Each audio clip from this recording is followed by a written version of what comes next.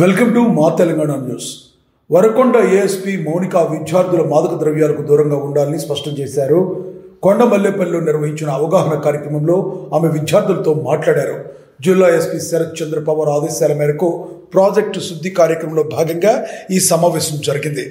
మౌనిక చెప్పారు, డ్రగ్స్, గంజాయి, మత్తు పదార్థాల యువతను తప్పుదోవ పట్టించి వారి భవిష్యత్తును దెబ్బతీయనున్నాయన్నారు.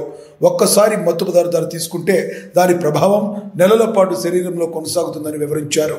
యువత దురలవాట్లకు బానిసవుతున్న నేపథ్యంలో కుటుంబాలతో పాటు సమాజం కూడా ఇబ్బందులు ఎదుర్కోవాల్సి వస్తుందన్నారు. సెల్ ఫోన్ను అతిగా వాడటం వలన కంటి, చెవి, మెడ నొప్పులు వంటి సమస్యలు పెరుగుతున్నాయని మౌనిక హెచ్చరించారు. మేమేం ప్లాన్ చేస్తున్నామంటే మీకు ముందుగా చెప్పినట్టు ప్రతి స్కూల్కి మేము మా పోలీస్ వాళ్ళని విజిట్ చేస్తాము. మీకు ఎటువంటి ఇష్యూస్ ఉన్నా, ఎవరైనా గాంజా తాగుతున్నారని అన్నా నిర్మోహమాటంగా వాళ్ళ పైన మీరు మాకు ఇమ్మీడియట్లీ రిపోర్ట్ చేయాలి. రైట్? సో దానివల్ల ఏమైతుంది, వాళ్ళకి మెయిన్ గా ఎవరైతే సప్లై చేస్తున్నారో సప్లై చేసే వాళ్ళంతా మాఫియా టైప్ ఉంటారు. వాళ్ళది అదొక ర్యాకెట్. వాళ్ళు తాగరు, కానీ వాళ్ళు వేరే వాళ్ళకి తాగించి వాళ్ళని బానిసల్లా చేసి వాళ్ళ దగ్గర నుంచి వాళ్ళు డబ్బులు తీసుకొని వాళ్ళ భవిష్యత్తుతో వాళ్ళు ఆడుకుంటారు.